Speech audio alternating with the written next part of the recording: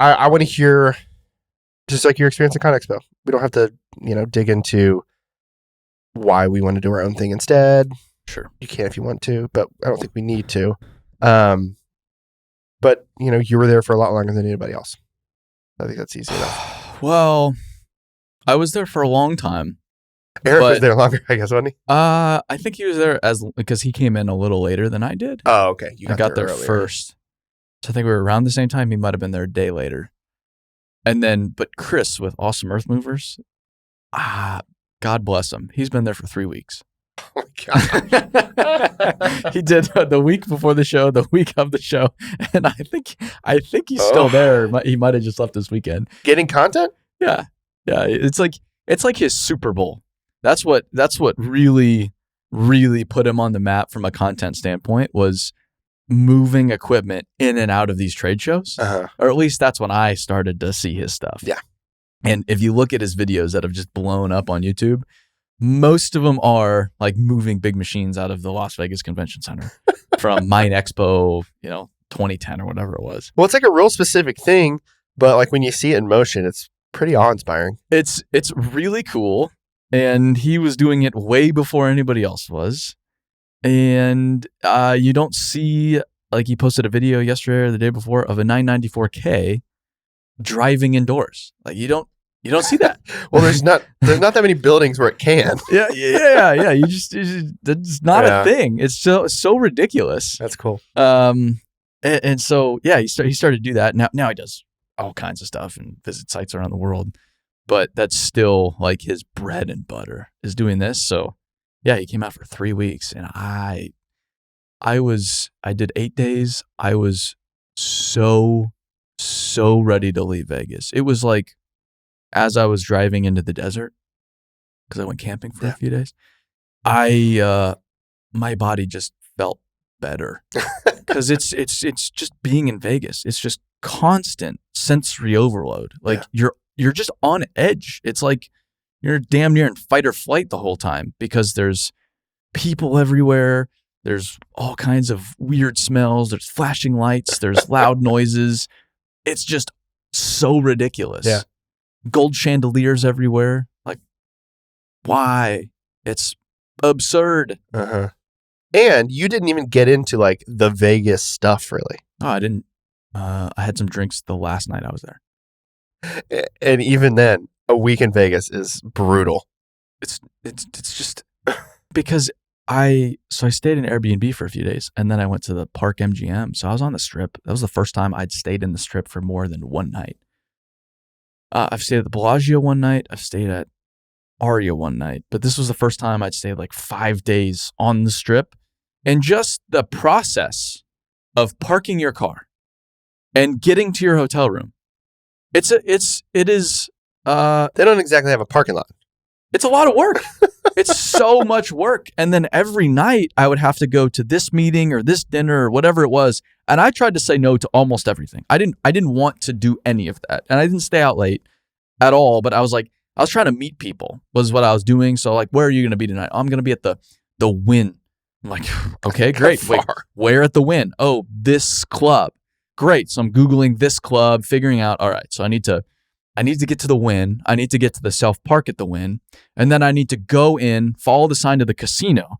Once I'm in the casino, then find where the hell this place is. Typically, the place is on the other side of the casino somewhere. So now you're weaseling your way through the casino, looking at the signs, this and that, going to the help desk. Where's this at? They're drawing you a map. So you go down this hallway, and then you have to take a left, and then you have to walk a long way, and then take a left, a right, a left, a right, a right, a right. Wait, what? 4 rights? Yes, 4 rights. And then it'll be next to the vending machine. And you're like, great. I would have never found that on my own. Then you're walking through the damn conference center halls with your map like Indiana Jones, looking like a jackwagon to try to find some ballroom to meet some guy. Yeah. And that's not even the show. Like, that's just other stuff happening. No. That's just after hours. Yeah. Or like, God forbid you want to run on the Strip. I mean, it's a process, man. So yeah, the whole thing of just Vegas is not my thing. Did they have a number? How many people were attendees at CONEXPO this year? I saw just under 140,000, which is said to be a record. Good for them. It seemed like a lot, but Bauma was way more people. Way more people. Like CONEXPO out at the festival lot, there's a lot of people, but you can still walk. Like if I'm going to walk from point A to point B, I don't need to take into consideration. I'm not going to feel like a salmon swimming upstream. Like there's not a whole lot. And that was all Bauma. Bauma was, past like midday, you go into the Zeppelin Hall and you want to walk from one side to the other. I hope you packed your hiking shoes, your trail mix, like your compass. You're going to be there for a little bit. Brutal. It was a lot of people, but I mean, nearly 150,000 people. It's not bad. And this time they all spoke English. True. That is a big difference. Bauma, they did not speak. One thing that I maybe I didn't expect was how much of it would be indoors versus outdoors. Yeah. So I would say most of it is still indoors. So it used to mostly be indoors. That was my expectation. Yeah. If I had to rough estimate, 70% indoors, 30% outdoors. Okay. But most of the major manufacturers nowadays are outdoors. So a lot of the indoor stuff is stuff that I find interesting, but I'm not necessarily going to go see at a trade show, for example. Like as much as I would love to talk to the 13 different kinds of blinky light manufacturers, I'm not going to go talk to the blinky light manufacturers. It's just a little bit more trade showy in those spaces. Yeah. So you had the parking lot areas. There were 3 big parking lot areas, which is where I kind of stayed. And then you had one main hall with the rest of the big manufacturers like Komatsu. And then you had another hall that was some cool manufacturers still, some software. And then you start to get into the plants, the crushing and the paving. And then you get into all of the other companies that support the industry and all the softwares, the trade associations. And that's the stuff that just goes right over my head. So because I wanted to just meet people, I kind of stayed where all of the people were flowing in and out of, which was called the festival lot. Yeah. Which was also the best place to take pictures because it's outdoors. I hate taking pictures indoors. So it just sucks. It's not fun. Outdoors, morning, 7 a.m. before the show's open, you can get some sick shots. Mm-hmm. That sunlight, beautiful Vegas weather that wasn't so beautiful. Yeah, it's not that beautiful. One thing that I think was funny, and I've not said this to you, so I almost wasn't sure I was going to bring it up. I love that you have a practiced pose with people. It's a good one, dude. Well, I didn't know what to do.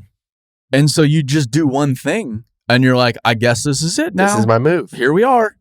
And because it all happens so fast. And I've never had somebody ask. I mean, every once in a while when we're on job site, hey, let's get a picture. I'm like, yeah, let's get a picture. But it's tons of people wanted a picture. Hundreds. Hey, can we get a picture? I'm all for it. That's great. But it's I don't know what the fuck to do. How do I take a picture of somebody? How do I do this? I don't You're know. essentially somebody at a Comic-Con who stands there and people wait in line to take pictures, except you're walking around the whole time. It wasn't that. I know. I don't want to be. But the idea where there's you're taking these photos with folks, and it's how do I engage every single time with that? Yeah, you have to do something. I still genuinely believe I'm a complete scrud. I will forever be a scrud. Sure. And so to a scrud, this was very, very overwhelming and confusing. What do I do? So the whole time, Ricky Bobby, what do I do with my hands? But yeah, lots of pictures. And lots of meeting people, lots of talking with people. To provide everybody a brief history of CONEXPO, Billwood edition. Yeah, that's an important part of this. I first heard about CONEXPO summer of 2013, my first job in construction. I was talking to my foreman, and he had talked about it. You got to check it out. It's supposed to be amazing. And you see all these big machines and this and that. So there was certainly this allure. I need to get to CONEXPO. Sure. I feel like it then happened in 2014. I was in school, whatever, missed it. I wasn't really in. But then 2017 rolls around. I'm a senior. I've been in the construction industry for enough time. CONEXPO happened to be during spring break. So I'm like, this is awesome. I'll do a road trip with my girlfriend at the time. We will conveniently drive through Las Vegas. It's not convenient to drive through Las Vegas, by the way. Well, but we were gonna. It was a pretty cool route. We were gonna go up, stay in Flagstaff, then over to Las Vegas, and then go into the desert of California. Sick. And maybe over to the coast of California, I think is what we were gonna do. And so just a giant circle. Yeah. So it worked out pretty well. It wasn't that far out of the way. I just mean actually driving through Las Vegas. Not that convenient. No, but I like when I drive from Phoenix to Salt Lake, I prefer to go through Vegas than do the back roads by the lake. Yeah. Anyway, so we planned this trip. I'm all excited. We stay in Flagstaff the first night, and then we wake up, and she had slept on her back wrong or something like that for the first time in her life, and she couldn't really move very well. And it's the first day in our trip, and we were going to be sleeping in the car for a while. So like, all right, let's just go back home. And we'll figure it out from there. You're not in a good spot. We'll just call it a day. Yeah. And we'll figure it out. Get back to Arizona. And I'm like, hey, can I still drive to CONEXPO for the day? So one of the days during my spring break, senior year, I wake up at 2 a.m. or whatever it is. And I drive, I wear my cat polo. I drive up to CONEXPO. I get there. And I get there an hour before the show opens, accidentally, because of the time change, because there had just been daylight savings and Phoenix stays on mountain, but then Vegas drops back to Pacific time. So I get there an hour early and I'm like, what do I do? So I park and I walk up to the show and the doors are open. No one's there. I just walk in. I'm like, it's there. I got here now. I just drove 5 hours. I'm going to go see the show. Yeah. So I walk around the show with nobody there for the first hour, which was just amazing. Kid in a candy store. Caterpillar was still indoors. I had my Canon 70D DSLR, big time photographer at the time. Let it hang on your neck. Oh, for sure, dude. Yeah, I had the lanyard and everything. Yeah, that's what photographers do. And I walked around, took some great photos, which I didn't have anywhere to post them at the time because Build It didn't exist. But I took some great photos because it was March and I created Build It in April of that year. So that was my first CONEXPO experience. I do that main hall for a while, and then I remember I have to go to another area. I go to the other area, and as I'm leaving that area to go back to the main hall to then go to my car, security is like, "Where's your badge?" And I'm like, "I don't have one. I'm so sorry." And they're like, "Beat it, kid." Yeah, but by that time, I'd already seen the show. They're like, okay, not a big deal. Yeah. But they have a student deal, so don't be an idiot like me. Just get the student pass next time around. So that was the first CONEXPO. Second CONEXPO, about 10 full-time people at the company, but the shadow of COVID was over the entire show. People were elbowing each other and, don't kill me, and that kind of just weirdness around it. Yeah. And then the NBA or March Madness ceases and the NHL ceases and everybody. It all kind of happened like that week. But at the very end, so the show ends a day early. The show, it was the last major event in America before CONEXPO. Wild. Yeah. So Vegas shuts down as we're leaving. And you know how that went. But it was cool. We met some people, had a great time, hung out with great folks. It was the first time it's like, oh, wait, this is becoming something. Mm-hmm. This is pretty cool. Let's do more of it. But then this time, 3 years ago, 10 full-time people. Now we have about 75 full-time people, much bigger team, much bigger company. We had at that time probably 20 customers or so. I would say now we're at least 250 customers, maybe more with training. About right. So I'd say we're way more customers, way more people, way more influence, and you could definitely tell. Definitely tell. It was crazy how many people I met and how many people I talked to and how stoked people are about what's going on. It was just cool. There's more young kids there now. There's people taking pictures and posting on social media. It's like, it's just more of everything, which was really fun for me to see. The community zone was pretty new this year out there, right? They hadn't done that before. It was new. Yeah. It was, I don't even know if I want to get into it. Yeah. It was a lot of fun. I hate photographing trade shows. Not my thing at all. Yeah. Just not it. Seeing a machine that's caked in Armor All or Pine Sol, not my thing. It's cool to see if you're not around it. I'm spoiled. I get to see a lot of this stuff already. And to see it not moving, it's just hard. There's no, I don't know what to do with it. Was it just like a toy? Is it a building? Yeah. And there's people like, shit, I saw Dallas Dunn's photos from CONEXPO the other day. I'm like, damn, like you can do some amazing things with it, but at the same time, I just get frustrated. So I did some photographing, but most of the time it was just talking to people, meeting people. That's it. I tried to limit the fancy stuff in the evenings because there's big time stuff every night with all the equipment dealers and manufacturers. I mean, you could be drunk for 7 days straight and never pay for a never buy your own. never pay for a single drink. Yeah. That's kind of part of it, right? Like fancy bourbon. I went to one with crab, like giant king crab, and they ball out. Yeah, there's like a part of that that's kind of like a status thing. Like if you're one of these major companies, you're putting on a major party. I'm so curious how much money's actually spent that week. Because some of these events, it's insane. Yeah, it's everything. Like, what are they paying to put their equipment out there versus what are they paying for like these events? Yes, like for Liebherr, like they're mobilizing a $1,700 crane, which is a process. It doesn't just get there by itself. Oh, that's a lot of money to just put that machine there. So they're spending all this money on just the show itself. And then all the stuff after is probably even more. I don't know. It's funny. I've wondered at the next one, does BuildWit put on like a huge event like that? But it also is kind of like anti like our just culture and the character of our company. Yeah. But also it's like for us, it'd be like, we want to get the people together, not we want to show off, I guess. That's what it feels so goofy. Well, that's like, it works for them. It's worked for them for a while. That's the play they're running. Great. Fantastic. I'll happily participate. Love going to CONEXPO. Highly recommend it to anybody. Yeah. And if you didn't go this time, start saving up now. Request the vacation off now. You know, it's coming up in 3 years.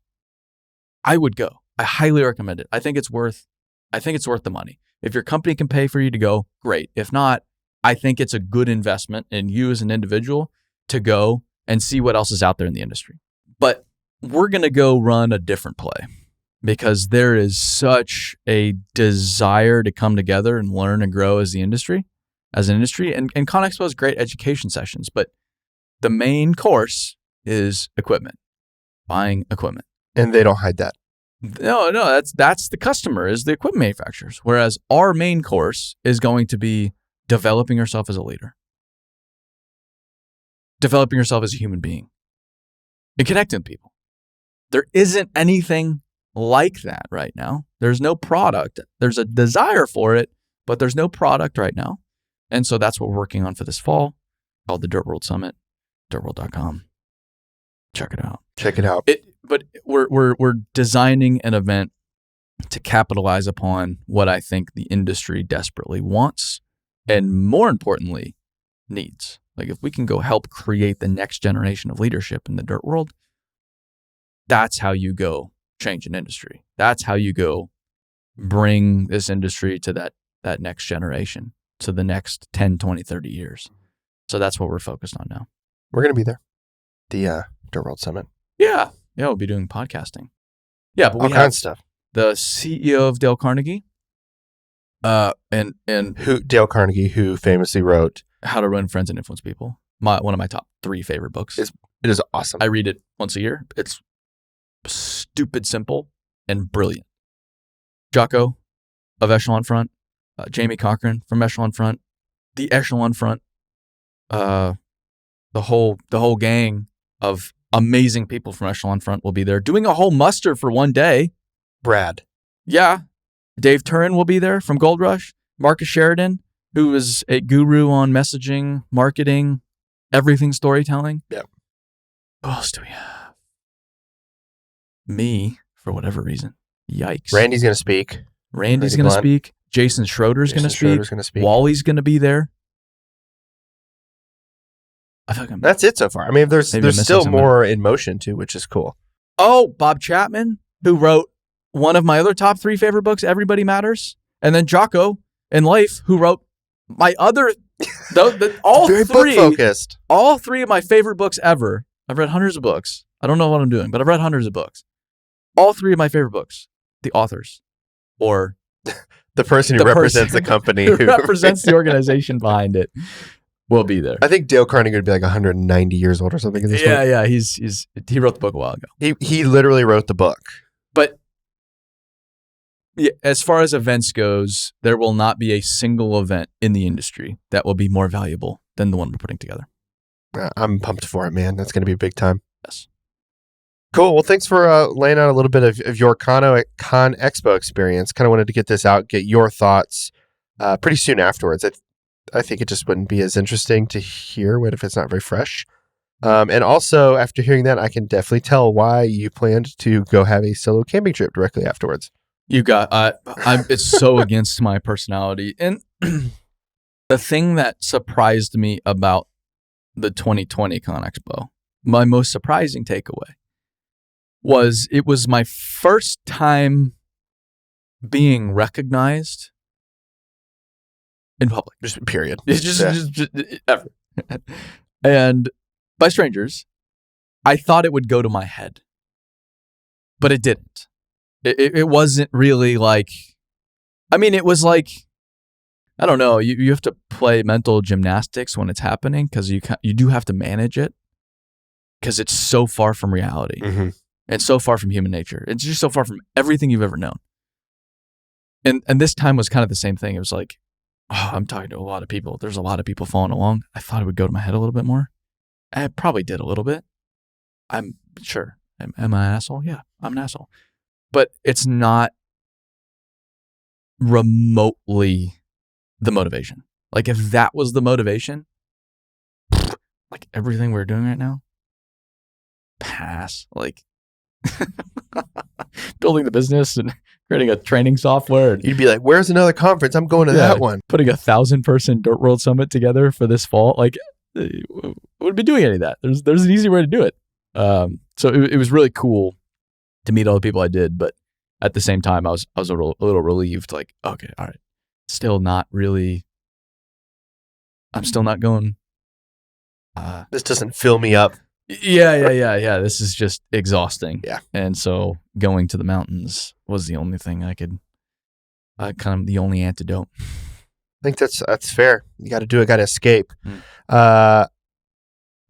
I went to Vegas for 3 nights for a bachelor party, and that kind of maybe ruined Vegas for me forever. So props to you for doing it for a whole week because 3 days is too much for me. Yeah, but I wasn't like doing Vegas. Yeah. I was, but it just rubs off on you, man. You know, that whole week, dude. Yeah, it's like it still feels on me. It feels like Vegas is on me. I've showered many times over, and it's like can't get it off. It's just it's kind of grimy. Yeah. The first time I walked down the strip, it was like it's like Hollywood. You go down the Walk of Fame, and you're like, I thought this was gonna be all glitz and glamour, but you're like, no, like some guy in a tired Spider-Man costume is yelling at you. So yeah, he's turning a sign, and like it loses its sparkle pretty quick. I feel like you walk down the Vegas Strip, you're like, oh, there's amazing places. Like there's little hidden gems all throughout the place, but at least for me, it's just it's just I'm sorry, Vegas for you. It's not for me. And that's the takeaway for this episode, ladies and gentlemen. Well, I go into a casino. I'm speaking. It was 7 a.m. Tuesday. People are sitting there gambling, smoking, drinking. 7 a.m. on Tuesday. I'm like, what do you do? What? I'm just curious. I'm like, how does this work? That is where all of my Social Security dollars are going. This right here. Every dollar I pay into Social Security, keeping those babies open. Right into Vegas. Yep. All right. I think that is a Build Witt Dirt Talk. What do you? We're just more of an Aaron thing. It's Dirt Talk Podcast. It's a Dirt Talk podcast, everybody. We're here. Yes. For Aaron, for Harrison, I'm Alex. That is the CONEXPO recap. Check out the vlogs that are also about CONEXPO. We got more than one. Yeah, there's a few coming out. They're pretty good. Yeah, and we'll see everybody in 2026. I mean, we'll do stuff between now and then, but at CONEXPO. Okay, yeah. We'll see everybody again in Vegas in 2026. Can't wait. There we go. Thanks, y'all.